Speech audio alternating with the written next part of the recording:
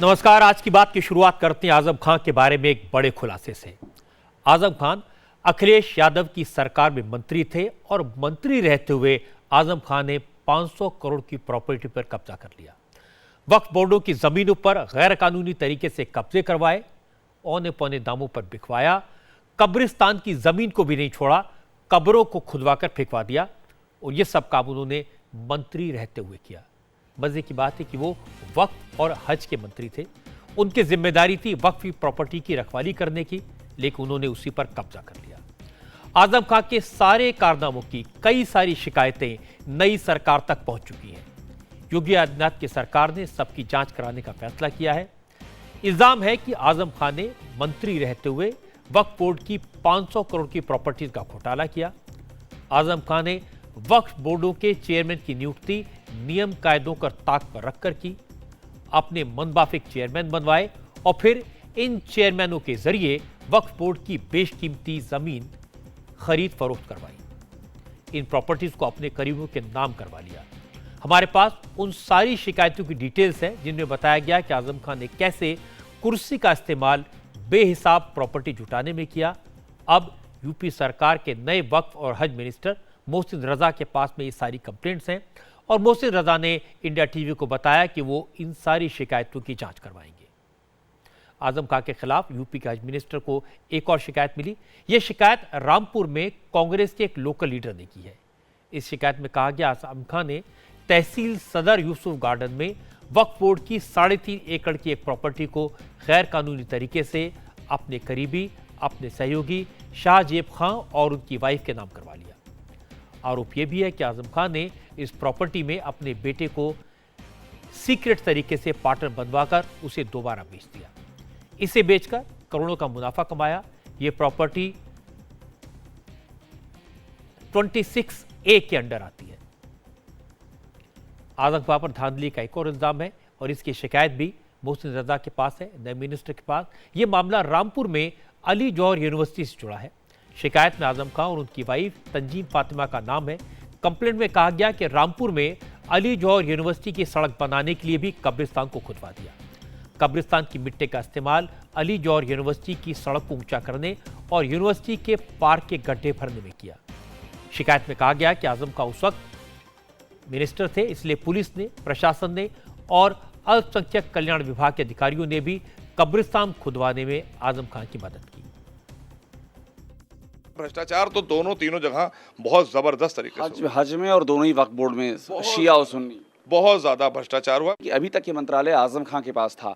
आजम खान का इन पूरी प्रक्रिया में क्या कोई रोल आपको लगता है, या वो जांच के दायरे में हैं, या उनको आप इससे हटा के देख रहे हैं? देखिए, जो भी हज और वक्फ के मंत्री रहे हैं, चाहे पिछली सरकार रही हो, उससे पहले की सरकार के भी जो मंत्री हैं, ये सब हमने 10 साल की समीक्षा के लिए कहा है। 10 साल की पूरी फाइल और ऑडिट जो है वो हम लोग एक्सपेक्शन करेंगे। उसके बाद जो दोषी पाया जाएगा उसके साथ कोई मुरव्वत नहीं होगी, उसे उसका खामियाजा भुगतना होगा, क्योंकि ये जनता के हितों की लड़ाई है। हमारी सरकार गरीबों की और जनता की। आजम खान से जवाब तलब करेंगे, वो मंत्री रहे उनसे भी पूछेंगे। मैंने आपसे कहा कि चाहे उस सरकार का हो, चाहे पिछली सरकार का रहा हो, बसपा का हो चाहे सपा का हो, दोनों सरकार में जो भी मंत्री रहे हैं उनकी जिम्मेदारी है ये कि उनके बगैर इशारे पर ये काम नहीं हो सकते थे।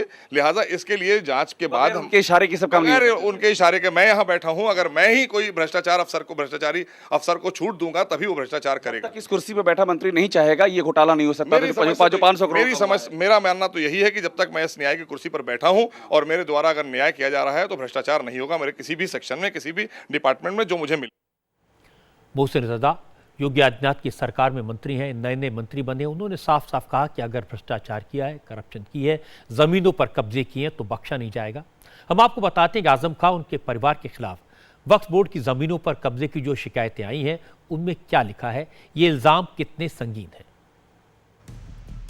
आजम खान के खिलाफ ये वो 2 शिकायती लेटर है जिससे वक्फ बोर्ड की प्रॉपर्टीज में करीब 500 करोड़ की धांधली की जानकारी सामने आई है। शिकायत के तीसरे पॉइंट पर नजर डालिए। इसमें आजम खान के बेटे अब्दुल्ला आजम खान का नाम लिखा है।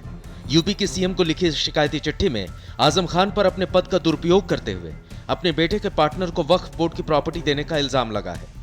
आरोप है कि सुन्नी वक्फ बोर्ड के चेयरमैन के जरिए वक्फ संख्या 157 यतीम खाना रामपुर और वक्फ संख्या 72 टांडा बादली रामपुर की प्रॉपर्टी की लीज डीड आजम खान के बेटे अब्दुल्ला आजम के पार्टनर गुड्डू खान के नाम कर दी गई थी। शिकायत के मुताबिक सुन्नी वक्फ बोर्ड के चेयरमैन मनमानी करते हुए बगैर सीईओ अपॉइंट किए ही काम करते रहे। इसी तरह प्रॉपर्टी की खरीद फरोख्त की। नियम कायदों को ताक पर रखते हुए कीमती वक्फ बोर्ड की प्रॉपर्टी की खरीद फरोख्त का अवैध कारोबार कैसे हुआ, इसकी एक और शिकायत सामने आई। यह शिकायत कांग्रेस के एक लोकल लीडर की तरफ से की गई है। इस शिकायत में कहा गया है कि आजम खान ने तहसील सदर यूसुफ गार्डन में वक्फ बोर्ड की 3.5 एकड़ की प्रॉपर्टी को गैर कानूनी तरीके से अपने करीबी सहयोगी और उनकी वाइफ के नाम करवा दिया। आजम पर वक्फ संख्या 26A की प्रॉपर्टी को अपने सहयोगी शाहबेज खां और उनकी पत्नी नरगिस के नाम करने का आरोप लगा है। आरोप यह भी है कि आजम खान ने इस प्रॉपर्टी में अपने बेटे को स्लीपिंग पार्टनर बनाया, इस प्रॉपर्टी की प्लॉटिंग करवाई और फिर इसे बेचकर करोड़ों का मुनाफा कमाया। आपको एक बार फिर से सुनवाते हैं नई सरकार के नए मंत्री मोहसिन रजा ने क्या कहा। उन्होंने आजम के खिलाफ जो शिकायतें आई हैं उन पर जांच का भरोसा कैसे दिलाया। भ्रष्टाचार तो दोनों तीनों जगह बहुत जबरदस्त तरीके से हज में और दोनों ही वक्फ बोर्ड में शिया और सुन्नी बहुत ज्यादा भ्रष्टाचार हुआ। कि अभी तक ये मंत्रालय आजम खां के पास था। आजम खां क्या इन पूरी प्रक्रिया में क्या कोई रोल आपको लगता है, या वो जांच के दायरे में हैं, या उनको आप इससे हटा के देख रहे हैं? देखिए, जो भी हज और वक्फ के मंत्री रहे हैं, चाहे पिछली सरकार रही हो, उससे पहले की सरकार के भी जो मंत्री हैं, ये सब हमने 10 साल की समीक्षा के लिए कहा है। 10 साल की पूरी फाइल और ऑडिट जो है वो हम लोग एक्सपेक्शन करेंगे। उसके बाद जो दोषी पाया जाएगा उसके साथ कोई मुरव्वत नहीं होगी, उसे उसका खामियाजा भुगतना होगा, क्योंकि ये जनता के हितों की लड़ाई है। हमारी सरकार गरीबों की और जनता की। आजम खान से जवाब तलब करेंगे, वो मंत्री रहे उनसे भी पूछेंगे। मैंने आपसे कहा कि चाहे उस सरकार का हो, चाहे पिछली सरकार का रहा हो, बसपा का हो चाहे सपा का हो, दोनों सरकार में जो भी मंत्री रहे हैं उनकी जिम्मेदारी है ये कि उनके बगैर इशारे पर ये काम नहीं हो सकते थे। लिहाजा इसके लिए जांच के बाद उनके इशारे की सब काम नहीं हो। उनके इशारे के मैं यहाँ बैठा हूँ, अगर मैं ही कोई भ्रष्टाचारी अफसर को छूट दूंगा तभी वो भ्रष्टाचार करेगा। किस कुर्सी पर बैठा मंत्री नहीं चाहेगा ये घोटाला नहीं हो सकता। मेरी समझ, मेरा मानना तो यही है कि जब तक मैं इस न्याय की कुर्सी पर बैठा हूँ और मेरे द्वारा अगर न्याय किया जा रहा है तो भ्रष्टाचार नहीं होगा मेरे किसी भी सेक्शन में, किसी भी डिपार्टमेंट में जो मुझे मिले। बड़े साफ साफ कहा मोहसिन रजा ने, वो छोड़ेंगे नहीं किसी को। किसी ने बगैर किसी के बारे में शिकायत मिली है उसकी जांच होगी, एक्शन लिया जाएगा। असल में आजम खां अखिलेश यादव की सरकार में बड़े पावरफुल मिनिस्टर थे, उनके खिलाफ कोई बोलता नहीं था, लेकिन अब लोग सामने आ रहे हैं। कल्बे जब्बाद मुस्लिम धर्मगुरु हैं, वो आज सामने आए। कल्बे जब्बाद ने कहा कि आजम खान ने वक्फ बोर्ड की जमीन पर कब्जा करके 200 दुकानें बनवा ली। वक्फी जमीन पर आजम खान ने अपनी भैंसों का तबेला बनवा दिया। जो दिल्ली से कमेटी आई थी उसको हमने सबूत पेश किए हैं कि रामपुर में वक्फ की ज़मीन पर, शिया वक्फ की ज़मीन पर 200 दुकानें बनाई हैं इन्होंने। जो शिया वक्फ की ज़मीन है उसको म्यूनिसिपलिटी को दिखा के ज़मीन को, आजम साहब की बात कर रहे हैं, आजम खान साहब की बात कर रहे हैं, वहाँ म्यूनिसिपलिटी की ज़मीन दिखा के उसको शिया वक्फ की ज़मीन है उस पर 200 दुकानें इन्होंने बनवाई हैं। ज़ाहिर है कि उस पर कितनी आमदनी हुई होगी तो आप लोग अंदाज़ा कर सकते हैं कि एक दुकान आजकल कितनी महंगी होती। इसी तरह से इनकी जो भैंसों का तबेला है वो वक्फ की ज़मीन के ऊपर है। अच्छा। बहुत बड़ी ज़मीन है जिसमें भैंसें पाल रखी है। ये बताइए, आप जो कह रहे हैं कि भैंसों का तबेला वक्फ की ज़मीन पर है, आप कह रहे हैं कि वक्फ की ज़मीन पर उन्होंने दुकानें बनाई हैं, तो ये मंत्रालय इनका था। हाँ। लेकिन क्या ये सीधा इनके दायरे में आता है, या जो वक्फ बोर्ड का चेयरमैन है उसके जरिए इन्होंने काम किया? हाँ, वो तो शामिल है, दोनों वक्फों के चेयरमैन, शिया सुन्नी दोनों वक्फ चेयरमैन के साथ शामिल थे और सारी बेईमानियों में ये सब वो दोनों शरीक थे, उन्हीं के ज़रिए से बेईमानियाँ करवाते। इसी तरह से बहुत सी वक्फ की ज़मीनें इन्होंने जौहर यूनिवर्सिटी में शामिल की हैं। इसी तरह से कब्रिस्तान उन्होंने कब्रें खोद के उसके ऊपर उन्होंने पूरा एक सड़क बनवाई थी। इसके लिए ज़माने में हमने शिकायत भी की थी, सब यहाँ भी कहा, यहाँ जो अखिलेश यादव जी, लेकिन कि वो इतना इनकी आंखों पट्टी पड़ी हुई थी कि सबसे बड़ा मुस्लिम लीडर जो है वो यही है, ये हमको वोट दिलाएंगे। शिकायतें हो चुकी हैं, हर चीज़ की शिकायत की गई, पर्सनली शिकायत की गई, हमने जा के शिकायत की, लेकिन कोई सुनवाई नहीं हुई। कल्बे जब्बाद ने शिकायतें कई बार की थी, लेकिन आजम खां ताकतवर मिनिस्टर थे, अखिलेश यादव की सरकार में थे, उनके खिलाफ कोई शिकायत सुनने को तैयार नहीं था। अब शिकायत करने वाले रामपुर के कांग्रेस लीडर भी सामने आए हैं। उन्होंने कहा कि आजम खान ने रामपुर में जमकर करप्शन किया, उन पर इंक्वायरी होनी चाहिए, एक्शन होना चाहिए। फैजल लाला नाम के शख्स ने बताया कि उसने समाजवादी पार्टी की सरकार के वक्त भी आजम खान की कई बार शिकायतें की थी, लेकिन आजम खान बड़े ताकतवर मंत्री थे, इसलिए उनके खिलाफ शिकायतों पर कभी कोई एक्शन नहीं हुआ। कोई भी सही कदम है वो सराहनीय कदम होगा। अगर जनहित में किया हुआ कोई भी कार्य सरकार करती है तो वो उसका स्वागत योग्य वो फैसला है। अब देखना है कि आजम खान के ऊपर ये गवर्नमेंट कार्रवाई करती है या नहीं करती है। मुझे उम्मीद है कि आजम खान जैसे तानाशाह के ऊपर जिसने रामपुर के हजारों लोगों को उजाड़ दिया, अपना एक बड़ा साम्राज्य खड़ा कर लिया, खरबों की संपत्ति के मालिक बन गए, उन जैसे शख्स के ऊपर अंकुश लगना चाहिए, उनके ऊपर इंक्वायरी सेट होना चाहिए और दोषी सिद्ध होने पर ऐसे शख्स को जेल में डालना चाहिए। लखनऊ से इस वक्त हमारे संवाददाता अभिषेक उपाध्याय हमारे साथ हैं और ये एक्सक्लूसिव रिपोर्ट, ये जारी जानकारी अभिषेक ने इकट्ठी की थी जो हमने आपके साथ शेयर की है। अभिषेक, जितने इल्ज़ाम लगे हैं आज़म खां पर, कितने गंभीर, कितने सीरियस आपको लगते हैं ये इल्ज़ाम? रजत जी, सबसे पहले मैं आपको एक महत्वपूर्ण चिट्ठी दिखा दूं। ये मेरे हाथ में जो शिकायत है, ये इस पर तारीख पड़ी है 28 मार्च 2017 और ये आदित्यनाथ योगी यूपी के चीफ मिनिस्टर को लिखी गई है और इसमें पूरा सिलसिलेवार ब्यौरा है। और ये चिट्ठी, ये ऑन रिकॉर्ड ये बात हम कह सकते हैं कि ये चिट्ठी पहुंची है वक्फ मंत्री के पास, मोहसिन रजा के पास। चिट्ठी पर उन्होंने जांच के आदेश दिए हैं और गंभीर इसलिए क्योंकि आजम खान सीधे तौर पे जुड़े हुए हैं। इस चिट्ठी में जिस तरह से जिक्र है कि रामपुर का कोना मोहल्ला है, वहाँ पर कब्रिस्तान की ज़मीन से कब्रें खुदवा करके उसकी मिट्टी से जो अली जौहर यूनिवर्सिटी की रोड है उसको पटवा के तैयार किया गया है, उसकी मिट्टी से पार्क पाटे गए हैं। आजम खान के जो बेटे हैं अब्दुल्ला आजम, उनके जो बिजनेस पार्टनर हैं गुड्डू खान, उनके लिए वक्त की ज़मीनें उनके नाम पे लीज की गई हैं। तंजीन फातिमा आजम खान की पत्नी का नाम है। तो ये जो चीज़ें मेरे हाथ में रजत जी है जिस पे जांच बिठाई गई है, ये सीधे तौर पे आजम खान और उनकी पत्नी और उनके बेटे जुड़ी हुई है। इसके अलावा जो वक्फ का मामला है, शिया सेंट्रल वक्फ बोर्ड, सुन्नी सेंट्रल वक्फ बोर्ड, उसके चेयरमैन की अपॉइंटमेंट जो आजम खान ने करवाए थे वो इलीगल तरीके से, आरोपी है कि वो भी इलीगल तरीके से करवाए थे। नियम कानूनों को ताक पर करके जो मुतवल्ली नहीं थे किसी वक्फ प्रॉपर्टी का, केयर टेकर नहीं है जो मानक होता है, उसके बाद भी उसको गलत तरीके से मुतवल्ली बनवा करके बना दिया गया और उसके बाद वक्फ की जमीनों को कौड़ियों के भाव बेचा गया है। वक्फ के रिकॉर्ड से जमीनें डिलीट की गई हैं और डिलीट करने के बाद उनको बाजार में बेचा गया है कौड़ियों का के भाव। वो जमीनें जो कि करोड़ों में थी वो लाखों में बेच दी गई हैं। ऐसे ऐसे संगीन आरोप हैं और इनके दायरे में आजम खान आते हैं। इसीलिए जांच शुरू हो गई है और जांच को टाइम बाउंड किया जाएगा, जो मोहसिन रजा ने हमको बताया, जो कि योगी सरकार में वक्फ एवं हज मंत्री हैं। ये मैंने आपकी पूरी बात सुनी मोहसिन रजा से और उन्होंने कहा कि वो इसकी जांच करेंगे, लेकिन आजम खान तो यही कहेंगे ना कि ये सब कुछ बदले की भावना से किया जा रहा है, ये पॉलिटिकल रिवेंज है इसलिए किया जा रहा है।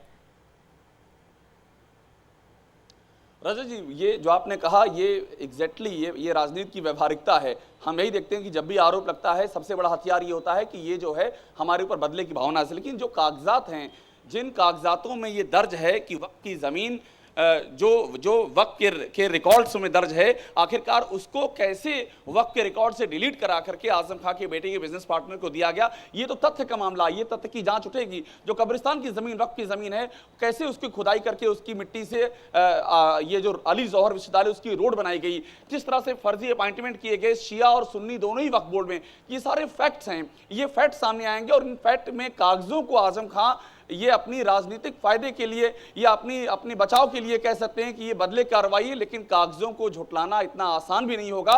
कागज अपने आप में एक बड़ी कार्रवाई का आधार हो सकते हैं। रजत जी। जी अभिषेक, बहुत बहुत शुक्रिया आपका इस जानकारी के लिए और आप नज़र बनाए रखिए, लगातार आप संपर्क में रहेंगे। आजम खान अपने आप को मुसलमानों का सबसे बड़ा मसीहा बताते हैं, लेकिन जिस शख्स ने कब्रें खुदवा कर कब्रिस्तान की ज़मीन पर कब्जा कर लिया उसे मुसलमानों का हमदर्द कैसे कहे। आजम खान ने मुलायम सिंह के दिल में इसलिए जगह बनाई, अखिलेश यादव की सरकार में इसलिए जगह बनाई क्योंकि वो अपने आप को मुसलमानों का वोट दिलाने वाला बड़ा नेता बताते रहे। लेकिन जिस नेता ने वक्फ बोर्ड की 500 करोड़ की ज़मीन पर कब्जा करके अपनी यूनिवर्सिटी बनवा ली, उसे मुसलमानों का भला करने वाला कैसे कहा जा सकता है। अब ये चुनौती योगी आदित्यनाथ के सामने है, वो पूरे मामले की जांच कराएं और अगर आजम खान दोषी पाए जाएं उनके खिलाफ एक्शन हो। लेकिन इस सबसे ज़्यादा ज़रूरी यह है कि लोगों को ये पता चले कि आजम खान को मुसलमानों की नहीं सिर्फ अपनी और अपनी फैमिली की फिक्र रहती थी। वो अपनी यूनिवर्सिटी के सड़क के लिए कब्रिस्तान खुदवा सकते थे। हज और वक्फ मिनिस्टर के तौर पर जिस ज़मीन की रखवाली करने की जिम्मेदारी उनकी थी, उसकी चौकीदारी करने के बजाय उन्होंने उस पर कब्जा कर लिया। कल योगी आदित्यनाथ ने हिंदू मुस्लिम एकता की बात की थी, सूर्य नमस्कार और नमाज को एक जैसा बताया था, लेकिन आज इस पर भी सियासत शुरू हुई। असदुद्दीन ओवैसी, आजम खान और मुफ्ती मुकर्रम जैसे लोगों ने इसे भी नफरत की बात बताया। आजम खान ने कमेंट किया, अगर वो इस तरह की बात कहते तो उन्हें हथकड़ी लगवा दी जाती, लेकिन योगी ने कहा है तो ठीक है, अब जो योगी राज कहें वो सही। इससे मैं क्या कह सकता हूँ, ये उन्होंने कहा है, से हम कहाँ आते हैं? हम तो ऐसी बात नहीं कह सकते। अगर ऐसी बात हमने कह दी होती तो अब तक हमारे हथकड़ी भी पड़ गई होती। योगी जी कह रहे हैं तो वो तो जो कहते हैं ठीक ही कहते हैं, जो करते हैं वो ठीक करते हैं, और जो हो रहा है वो भी ठीक हो रहा है, और जो आगे होगा वो भी ठीक होगा। नमाज और योग के बारे में योगी आदित्यनाथ ने जो कहा उसके बारे में असदुद्दीन ओवैसी ने भी सवाल उठाए। ओवैसी ने कहा कि योगी आदित्यनाथ लाखों लोगों का रोजगार छीन रहे हैं और सोचते हैं एक बयान देकर उन लोगों का दिल जीत लेंगे। मुद्दा ये है कि मुसलमानों को उत्तर प्रदेश में उनके रोज़गार से महरूम कर दिया जा रहा है। जो स्लॉटर हाउसेस हैं, जो छोटा कारोबार करने वाले हैं, उनको आप महरूम कर दे रहे हैं और आप ये बता रहे हैं भाई पहले आप इंसान को उसके एम्प्लॉयमेंट का सोचिए, उसके पेट का सोचिए, उसके घर का सोचिए। ये सब बातें जो है ना, ये आप किसी को दिल को छू नहीं सकती हैं बातें। अगर आप चीफ मिनिस्टर हैं, अगर आप इंसाफ करना चाह रहे हैं तो फिर आप क्यों बंद कर रहे हैं सब चीज़ों को ये? और फिर ये पार्टी की क्या पॉलिसी है कि आप उत्तर प्रदेश में बंद करेंगे और नॉर्थ ईस्ट में आप कहेंगे कि नहीं वहाँ पर आप गाय भी काट कर खा सकते? तो ये इसमें सच्चाई नहीं है। ये मैं तो कहूँगा कि हिपोक्रेसी है, मुनाफिकत है। ये किसी को समझ में आने वाली बात नहीं है। यानी 10 लाख लोगों की नौकरी चली जाएगी और आप कह रहे हैं कि देखिए नमाज और योगा में, तो ये क्या कहाँ की बात कर रहे हैं? नमाज मेरा पढ़ना काम है, वो मेरा दीनी फरीज़ा है, मैं नमाज पढ़ूंगा। मगर आप चीफ मिनिस्टर हैं और आपके चीफ मिनिस्टरशिप में 10 लाख लोग बेरोज़गार होने जा रहे हैं, आप उसके बारे में नहीं बात करते, उसकी फ़िक्र नहीं है आपको, और इस तरह की एक छोटी बात करके समझते हैं कि ये दिल हुआ जाएगा। नहीं होगा ये। अब दिल्ली की फतेहपुरी मस्जिद के इमाम मुफ्ती मोहम्मद मुकर्रम की बात भी सुन लीजिए। मुफ्ती साहब का कहना है कि योगी की इस्लाम और नमाज की जानकारी कम है, इसलिए उन्हें ऐसी बातें नहीं करनी चाहिए। नहीं, बिल्कुल गलत बात है। इसका मतलब उनको इस्लाम की कोई जानकारी नहीं है, उनको नमाज के बारे में कुछ पता नहीं है। वो इतनी बड़ी कुर्सी पर बैठे हैं तो उनको ऐसी अटपटी बातें नहीं बोलनी चाहिए। और मुसलमान कभी भी सूरज निकलने के टाइम नमाज नहीं पढ़ते। ये मुसलमानों में ख़ास तौर से मना है कि जब सूरज निकलता हो या सूरज डूबता हो या सूरज ढलता हो, दोपहर के टाइम, इन 3 टाइमों में मुसलमानों के लिए नमाज़ पढ़ना मना है। तो ये उनका कहना बिल्कुल गलत है और उनको अपनी जानकारी दुरुस्त करनी चाहिए। मुकर्रम कह रहे हैं कि योगी आदित्यनाथ को इस्लाम का इल्म नहीं है, लेकिन दूसरे इस्लामिक स्कॉलर्स की बात सुनने तो लगता है कि मुफ्ती मुकर्रम को फिर से मदरसे में जाना पड़ेगा। मौलाना खालिद रशीद फिरंगी महली ने कहा कि योगी का मैसेज क्लियर है, ये हिंदू मुसलमानों को एक साथ लाने की अच्छी कोशिश है। हालांकि खालिद रशीद फिरंगी महली ने यह भी कहा कि नमाज और सूर्य नमस्कार एक जैसे नहीं है, लेकिन योगी ने जिस मकसद से ये बात कही वो सही है।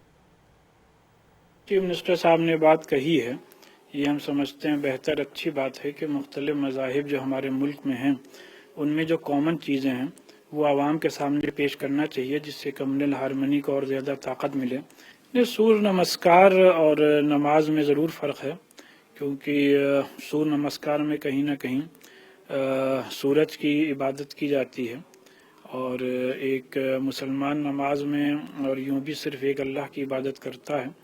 लेकिन बहरहाल अगर एक्सरसाइज के दौरान दोनों में जो कॉमन चीज़ें हैं वो लोगों के सामने अगर लाई जाएं तो ये एक अच्छा कदम है।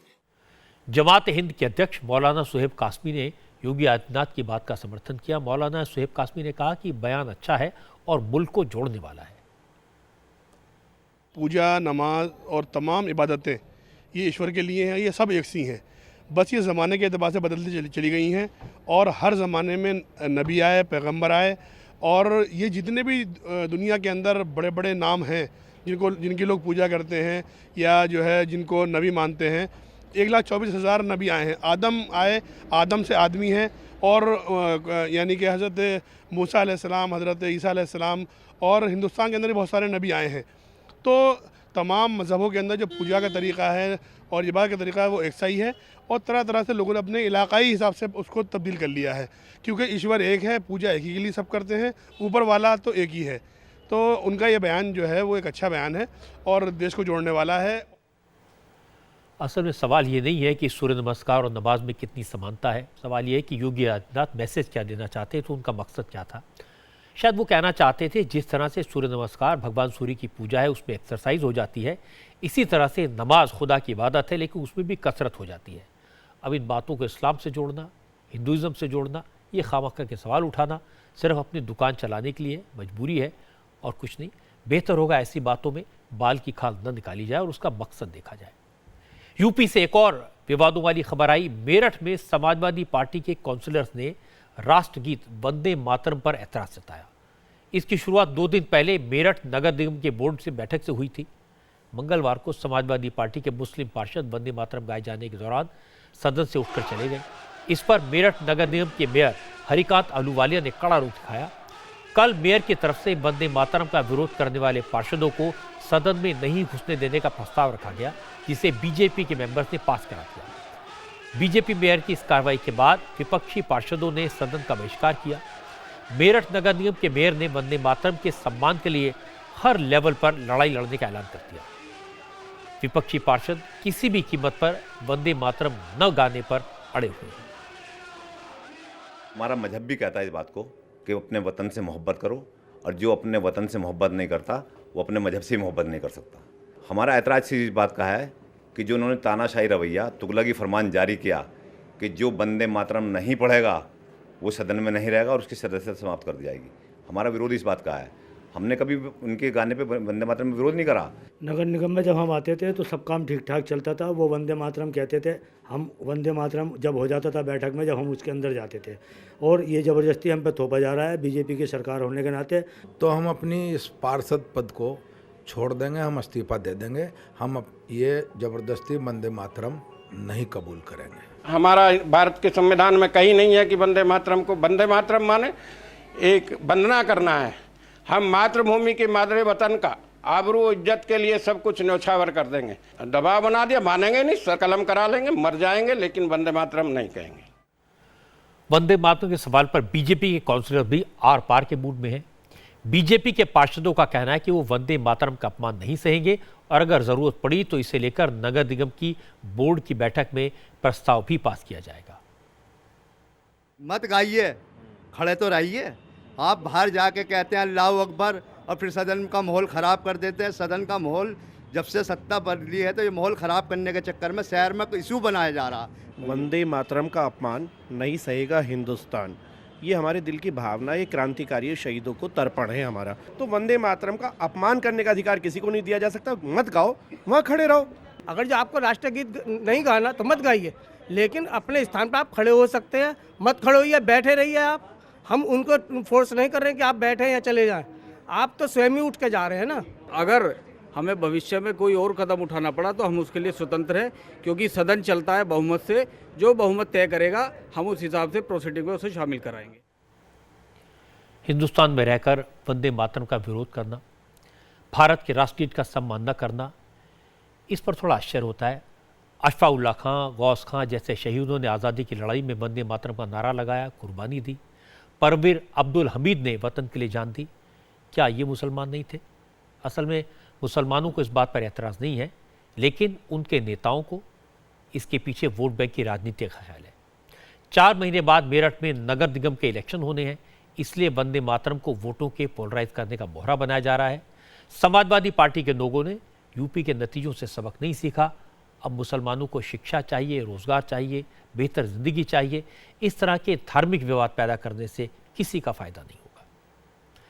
आज दिल्ली की जामा मस्जिद के शाही इमाम सैयद अहमद बुखारी भी यूपी के मुसलमानों की फिक्र में नजर आए। उन्होंने प्राइम मिनिस्टर नरेंद्र मोदी को चिट्ठी लिखकर कहा कि बीजेपी की सरकार बनने से यूपी के मुसलमानों में डर का माहौल है। बुखारी चाहते हैं कि गैर कानूनी बूचड़खाने चलाने वालों को थोड़ा वक्त मिले, क्योंकि योगी आदित्यनाथ सरकार ने जिस तरह से स्लॉटर हाउसेस पर एक्शन लिया है उससे मुस्लिम लोग खौफ में हैं। आपको दिखाते हैं बुखारी ने प्राइम मिनिस्टर को लिखी चिट्ठी में क्या कहा। उत्तर प्रदेश में जो बहुमत की सरकार इस वक्त बनी है, वहाँ के अवाम ने एक बहुत बड़ी अक्सरियत के साथ बीजेपी को वहाँ जिताया है और डेवलपमेंट के नाम पर ही वोट मिला है। इसी के साथ नरेंद्र मोदी साहब ने ये कहा कि सबका साथ सबका विकास। विकास किसी एक फ़िरक़े का नहीं, बल्कि विकास सबका होना चाहिए, विकास मुल्क का होना चाहिए। तरक्की हिंदुओं की भी होनी चाहिए, मुसलमानों की भी होनी चाहिए। लेकिन पिछले दिनों उत्तर प्रदेश में मुसलमानों में बहुत डर और खौफ है। जिस तरह मीट की दुकानों को बंद कर दिया गया। वो तो उन्होंने कहा ना कि जो गैर कानूनी तरीके से इस तरह की दुकानें चल रही हैं, सिर्फ और सिर्फ उन पर रोक है। जो कानूनी तरीके से चल रही हैं, लाइसेंस के साथ चल रही हैं, वो जायज़ है।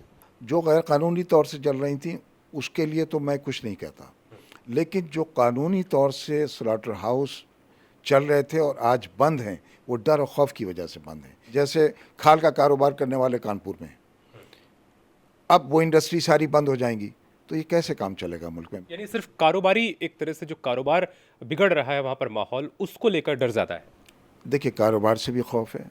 दूसरे, योगी साहब के आने के बाद, योगी साहब की जो पिछली तकरीरें रही हैं इलेक्शन के दिनों में, उसके बाद लोगों में काफ़ी डर और खौफ है कि योगी साहब कहीं किसी एक फ़िरक़े के ऊपर जुल्म, ज़्यादती, नाइंसाफ़ी ना करें। तो वो खौफ ख़त्म होना चाहिए। ओवैसी को भी यूपी में खौफ का माहौल दिखाई दे रहा है। उन्होंने कहा कि डर का वातावरण मुल्क के लिए अच्छा नहीं है। हिंदुस्तान में कोई भी हिंदुस्तानी इनसिक्योर नहीं फील होना चाहिए, और अगर उत्तर प्रदेश में मुसलमान इनसिक्योर फील हो रहे हैं तो ये हमारे नेशन के इंटरेस्ट में नहीं है। M.K. नारायण ने अपने आर्टिकल में लिखा इस बात को कि marginalisation and insecurity of Muslims ये बहुत बुरी चीज़ है। जो आदमी DIB रह चुका है और NSA रह चुका है, अगर वो ये लिख रहा है तो इस गवर्नमेंट को उसका नोट लेना चाहिए, वरना ये बहुत हमारे मुल्क के लिए ठीक बात नहीं है। इन सारे दावों को योगी आदित्यनाथ की सरकार में कैबिनेट मिनिस्टर श्रीकांत शर्मा ने खारिज किया। श्रीकांत शर्मा ने कहा कि एक साजिश के तहत योगी सरकार को बदनाम करने की कोशिश की जा रही है। ये सरकार उत्तर प्रदेश के 22 करोड़ लोगों की सरकार है। उत्तर प्रदेश की सरकार 22 करोड़ लोगों की सरकार है। बिना किसी भेदभाव की ये सरकार यहाँ काम कर रही है।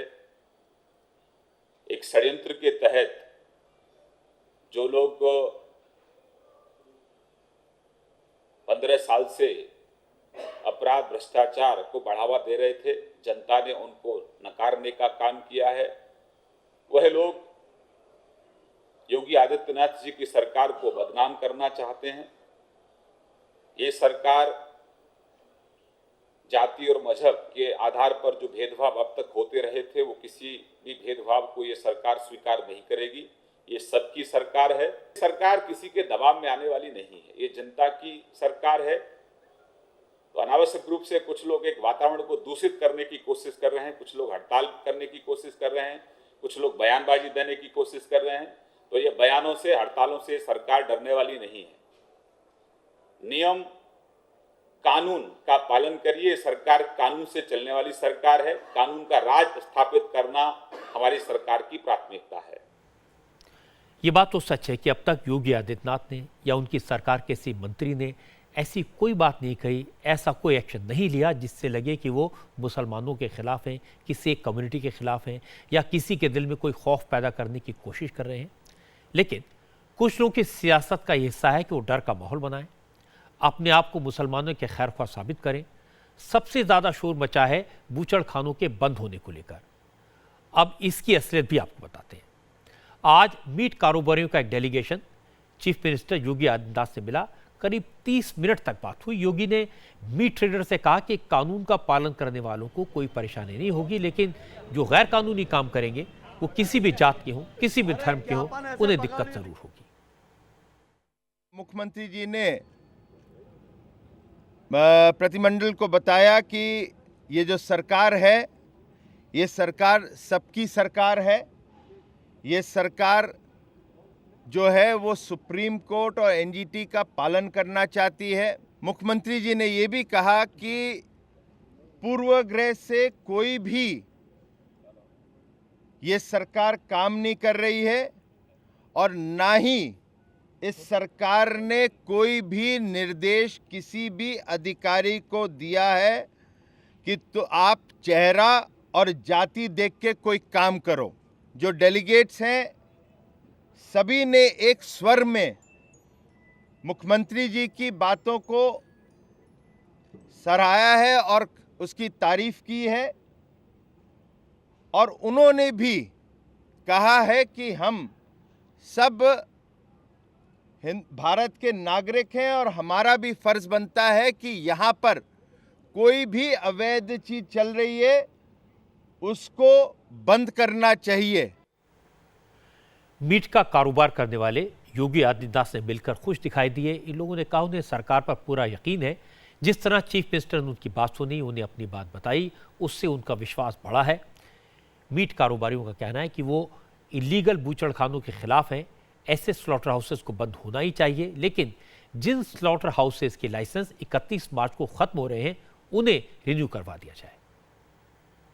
उनकी पहल, उनकी बात से हमें बिल्कुल संतुष्ट भी हुए हैं और प्रभावित भी हुए हैं। तो बिल्कुल हमें उम्मीद है कि वो न्याय करेंगे। हमने अपने बिंदु रखे कि जो लाइसेंस 31 मार्च को खत्म हो रहे हैं उनको रिन्यूअल करा दिया जाए। जो पशु वस्त्रालय सरकारी हैं, किसी प्राइवेट सेक्टर के नहीं है, उन सरकारी पशु वस्त्रालयों को आप मरम्मत करा के मानक पूरे करवा के उसको इमीडिएट चालू करवाइए। हड़ताल कब खत्म हो सकती है? कुछ कानूनी अड़चने हैं। जब तक ये लाइसेंस रिन्यूअल नहीं होंगे शॉपकीपर के, तो हड़ताल कैसे? हम अभी ऐलान भी कर दें कि हम जाए कल लाइसेंस खत्म हो जाएंगे, तो कैसे होगी? जब तक वो लाइसेंस रिन्यूअल नहीं होंगे तो हड़ताल हम चाह के भी वापस नहीं ले सकते, हड़ताल भी नहीं कर सकते, क्योंकि सरकार ने हमसे पहल की है कि हम लाइसेंस रिन्यू कराएंगे। अच्छा, 1 अप्रैल से हम ये उम्मीद कर सकते हैं कि दुकानें हैं वो शुरुआत हो सकती है? 1 अप्रैल से सरकार ने सबके शॉपकीपर के लाइसेंस रिन्यूअल करा दिए, तो बिल्कुल हो सकती है।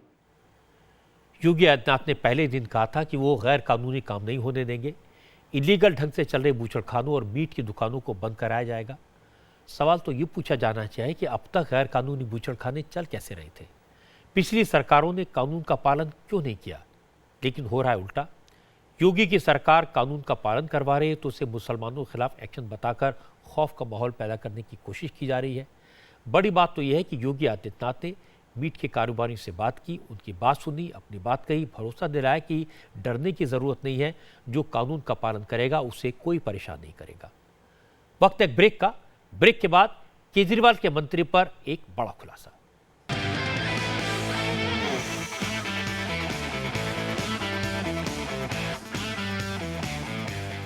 और अब एक और खुलासा अरविंद केजरीवाल के एक मंत्री के बारे में। दिल्ली सरकार के कैबिनेट मिनिस्टर सत्येंद्र जैन की बेनामी प्रॉपर्टी जब्त कर ली गई है। सत्येंद्र जैन ने 123 बीघा जमीन दूसरों के नाम पर खरीदी थी। जांच में पकड़े गए तो इनकम टैक्स डिपार्टमेंट ने सत्येंद्र जैन की इस प्रॉपर्टी को जब्त कर लिया। 123 बीघा जमीन की कीमत कितनी होगी, कितने करोड़ होगी, इसका अंदाजा आप लगा सकते हैं। पता चला कि सत्येंद्र जैन ने यह सारी प्रॉपर्टी ब्लैक मनी से खरीदी थी। इसके अलावा सत्येंद्र जैन की 4 कंपनियों में 16 करोड़ से रुपए से ज्यादा के शेयर भी जब्त किए गए हैं। एक और बड़ी बात है कि केजरीवाल सरकार के मंत्री सत्येंद्र जैन ने अपनी बेनामी प्रॉपर्टी को इनकम डिस्क्लोजर स्कीम के तहत ब्लैक से व्हाइट कराने की कोशिश की थी। इस स्कीम के तहत केंद्र सरकार ने 30 सितंबर तक का वक्त दिया था। सत्येंद्र जैन ने जिन लोगों के नाम ये बेनामी प्रॉपर्टी खरीदी थी, उन्हीं के नाम से इनकम डिस्क्लोजर स्कीम में इन प्रॉपर्टीज के बारे में डिस्क्लोजर किया।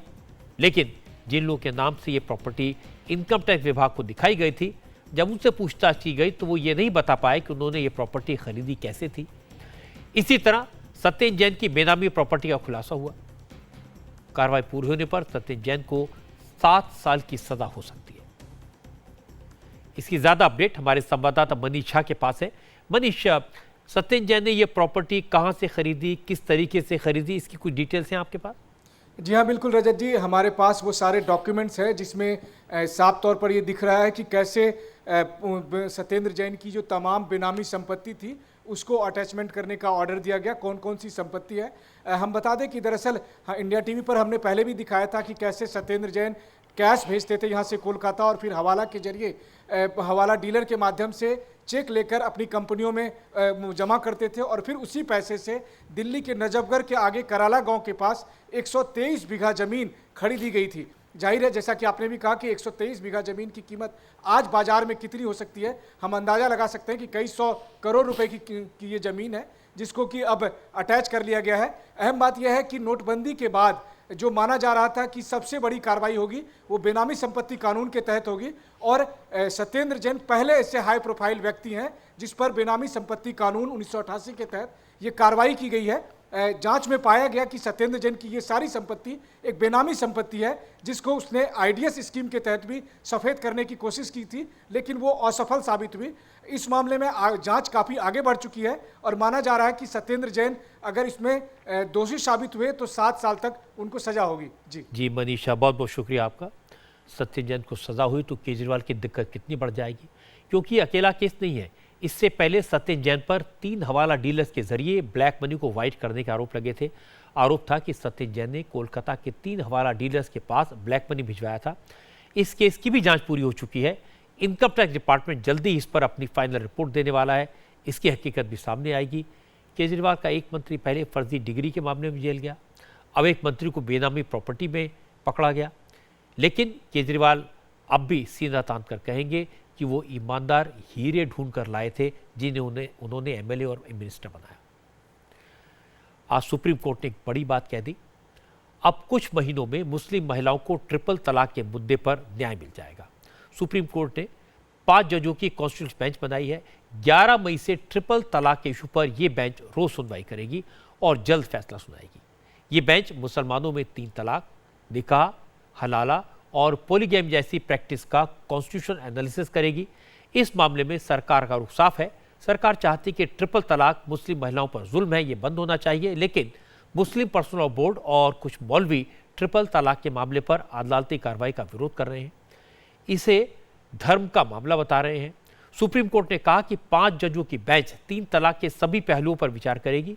अदालत ने जोर देकर कहा कि यह मसला बहुत सीरियस है और इसे टाला नहीं जा सकता। Triple talaq matter will be heard on 11th of May, and the government has filed an affidavit opposing this practice, saying it is unconstitutional and not in accord with right of dignity and right to life. And let us see what the reaction is. It will be heard by a bench of 5 judges. Supreme court के इस action से मुस्लिम महिलाएं काफी खुश हैं। All India Muslim women and personal law board के अध्यक्ष शाइस्ता अंबर ने कहा उन्हें भरोसा है कि अदालत इंटरनेट और सोशल मीडिया के जरिए दिए जाने वाले तलाक पर बैन लगा देगी।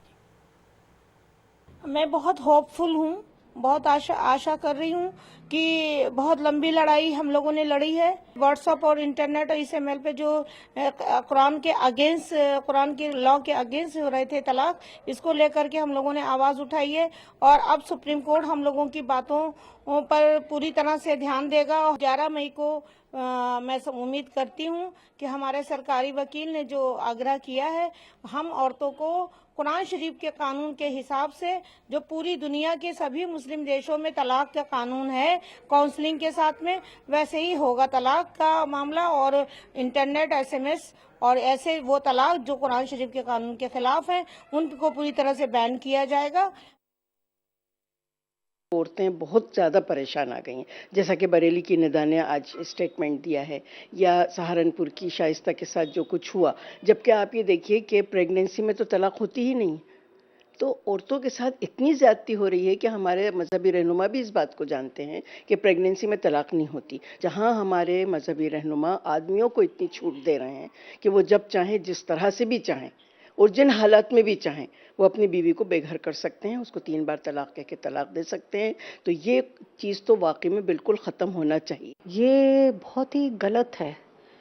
यानी आप एक पत्नी को जो आप ब्याह के लाते हैं इतनी भीड़ में, इतने लोगों के बीच, इतने लोगों की आंखों के सामने आप लेके आते हैं, उसको आप यानी क्षण भर में 3 बार बोल के धुतकार देते हैं। इतना तो हम एक कुत्ते को भी नहीं धुतकारते हैं, वो तो महिला है। वाकई में ये सवाल काफ़ी सीरियस है। मुस्लिम महिलाओं कहती हैं कि उन्हें जीने का हक है, उनके साथ गुलामों की तरह व्यवहार नहीं हो सकता। कल एक महिला ने प्रधानमंत्री को चिट्ठी लिखकर अपनी आपबीती बताई। उसके पति ने 3 बार तलाक का और मारपीट कर घर से निकाल दिया। अब वो छोटे छोटे बच्चों लेकर कहाँ जाए। आज बरेली की एक महिला ने योगी आदित्यनाथ को चिट्ठी लिखी है, न्याय दिलाने की बात कही है। उत्तर प्रदेश चुनाव में ये बात बड़े खुलकर सामने आई थी कि मुस्लिम महिलाएं ट्रिपल तलाक से आज़ादी चाहती हैं। इन महिलाओं ने इस इशू पर बीजेपी को सपोर्ट भी किया, वोट दिया। अब उन्हें उम्मीद है कि सुप्रीम कोर्ट से उन्हें उनके हक जरूर मिलेंगे।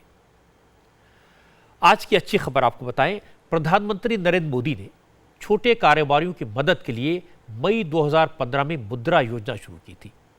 सरकार ने दावा किया कि पहले फाइनेंशियल ईयर में इस योजना के तहत 1,37,450 करोड़ रुपए के लोन दिए गए, जबकि इस फाइनेंशियल ईयर में प्रधानमंत्री मुद्रा योजना के तहत 1,64,550 करोड़ रुपए के लोन सैंक्शन करने का दावा है। हमने इस जानने की कोशिश किया वाकई में इस योजना का लाभ इतने ज़्यादा लोगों को मिला है, क्या वाकई में इतना पैसा बांटा जा चुका है, और अगर बांटा गया तो इस पैसे का असर क्या हुआ है। हमारे संवाददाताओं ने देश के कई शहरों में छोटे छोटे कारोबारियों से बात की। पता लगा कि जिन लोगों ने पहले पैसे की कमी के कारण अपना बिजनेस बंद कर दिया था या बिजनेस करने में उन्हें दिक्कतों का सामना करना पड़ रहा था, उन लोगों ने इस योजना का फायदा उठाया और तरक्की की। पटना की हनी खातून कैंटीन चलाती हैं। उन्होंने हमारे संवाददाता नीतीश को बताया कि पहले परिवार का गुजारा बड़ा मुश्किल से होता था, छोटी सी दुकान थी। इसके बाद मुद्रा योजना के बारे में उन्हें पता चला, वो बैंक गई, आसानी से लोन मिल गया। अब एक नहीं 6 कैंटीन चलाती हैं। पहले सोचना पड़ता था कि घर कैसे चलाएं, अब नहीं सोचना पड़ता है। अब इसी होटल से मेरा गुजर बसर हो जाता है। कितना लोन लिया आपने? पहले 25,000 मिला था, उसके बाद 2 लाख, फिर 5 लाख। जो आंध्रा बैंक से खुद हमको फ़ोन आया था कि लोन आप लीजिए, मुद्रा लोन मिल रहा है, तो हम जाके वहाँ से मैंने बात की अपने हस्बैंड के साथ, तो लोन हमको मिला। इसी के कारण आज हम मेरा 6 कैंटीन और चल रहा है। शुरुआत इससे किए थे, लेकिन इसके बाद जैसे जैसे पैसा मिला वैसे वैसे काम मेरा बढ़ा, तो अभी 6 कैंटीन हम चला रहे हैं। जैसे जैसे काम मेरा बढ़ते गया वैसे वैसे बैंक से हमको लोन जो है मैडम खुद बढ़ाते गई कि मतलब हम बोले कि हमको खुद बुला कर दी हमको कि हमारे मेरा बिजनेस बढ़ रहा है, हमको पैसा के मतलब कुछ कमी है, तो बोले कि ठीक है हम आपको पैसा बने बढ़ा देते हैं, आप अपना काम शुरू कीजिए। तो वहीं से हमको पैसा बने बढ़ा के देती गई, तो हम जो है काम आगे बढ़ाते गए। नागपुर के वीरेंद्र और उनकी वाइफ को भी इस योजना का फायदा हुआ। हमारे संवाददाता योगिन तिवारी को वीरेंद्र ने बताया कि वो पहले दिल्ली में जॉब करते थे, बिजनेस में इंटरेस्ट था लेकिन पैसे नहीं थे। मुद्रा योजना से लोन लिया और पॉलीयूरेथीन लगाने की एक छोटी सी फैक्ट्री शुरू की। वीरेंद्र ने बताया अब वो 5 से 6 लाख रुपए हर महीने की कमाई कर लेते हैं। अच्छी बात है कि इनका कारोबार बढ़ा तो 7 और लोगों को इनकी फैक्ट्री में रोजगार मिला। मैं इसके पहले दिल्ली में नौकरी करता था और छोटी सी कमाई में मुझे बहुत मुश्किल जाता था, तो फिर हमें मुद्रा लोन के बारे में पता चला, तो हमने बैंक में इंक्वायरी की और हमने 10 लाख का लोन लिया बैंक से, और हमने अपना यूनिट डाला, छोटा सा जो पॉलीयूरेथीन का यूनिट है हमने जो नागपुर में डाला। ये सेंट्रल इंडिया में ये फर्स्ट यूनिट है। और हमने जो मतलब हमारा जो एक्सपीरियंस था हमने खुद के मेहनत से और प्रधानमंत्री के मुद्रा लोन से जो हमें फ़ायदा हुआ, उससे आज हम हमारे साथ साथ हमारे जो साथी वर्कर्स हैं इनके साथ इनका भी मतलब उन्नति हो रही है। पहले बहुत मुश्किल जाती थी मुझे, पूरा फैमिली को मेंटेन करना, बच्चों की पढ़ाई, उसके लिए बहुत तकलीफ हुई। बट हम लोगों ने बाद में जब सोचा कि यूनिट डालना है, तो वो एक पॉजिटिव सोच थी, कॉन्फिडेंट नहीं थे कि हो पाएगा या नहीं। हम लोगों ने इमीडिएटली जाके बैंक से पूछताछ की और हमें बहुत इजीली मिल गए। गाजियाबाद में हमारे रिपोर्टर को एक महिला कारोबारी मिली, नाम है उषा सक्सेना, बुटीक चलाती हैं।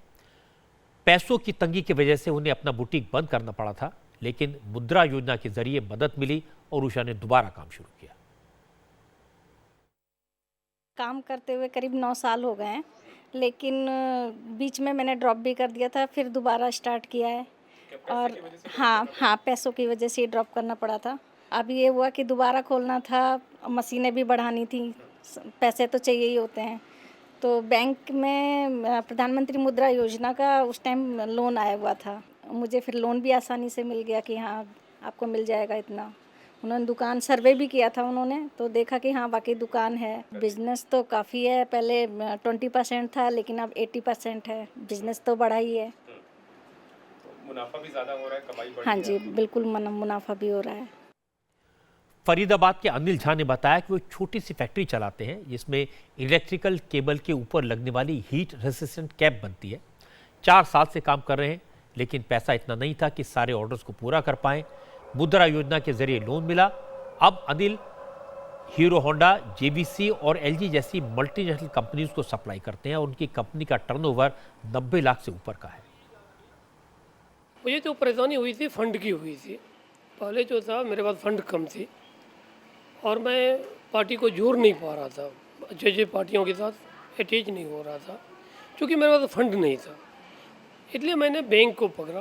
बैंक ने मुझे इजी वे में जो भी उनकी क्राइटेरिया थी, पेपर वगैरह उन्होंने मांगा, मैंने उनको प्रोवाइड कराया। उन्होंने मुझे लोन दे दिया। लोन मिलते ही मेरी बिजनेस जो है इसमें एक गति आ गई, जो अच्छे अच्छे पार्टियों के साथ मैं जुड़ना चालू कर दिया।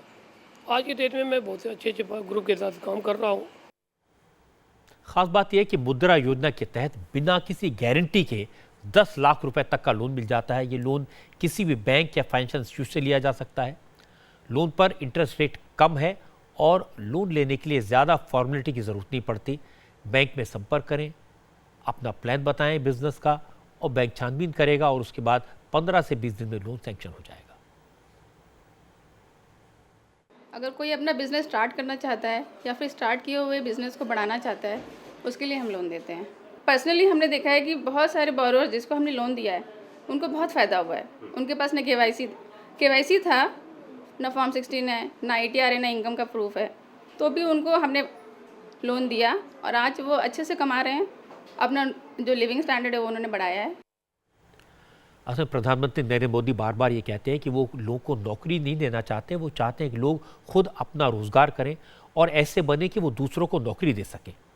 इसी मकसद के साथ मोदी ने मुद्रा योजना की शुरुआत की थी। असर दिखाई दे रहा है, जो आपने देखा, लोग योजना का फ़ायदा उठाकर दूसरों को नौकरी दे रहे हैं। बड़ी बात है कि इस योजना के तहत लोन लेने वाले उन बड़े बड़े कारोबारियों की तरह नहीं हैं जो हज़ारों करोड़ों का लोन लेकर गायब हो जाते हैं, NPA बन जाते हैं, घाटा दिखाकर लोन वापस नहीं करते। छोटे छोटे लोग लोन लेते हैं, बिजनेस शुरू करते हैं, वक्त पर सरकार का पैसा लौटाते हैं। इसलिए इस तरह की योजनाओं को अच्छी खबर कहना चाहिए। वक्त है ब्रेक का। ब्रेक के बाद दिखाएंगे कैसे सुप्रीम कोर्ट के एक फैसले से बाइक खरीदने वालों की चांदी हो गई।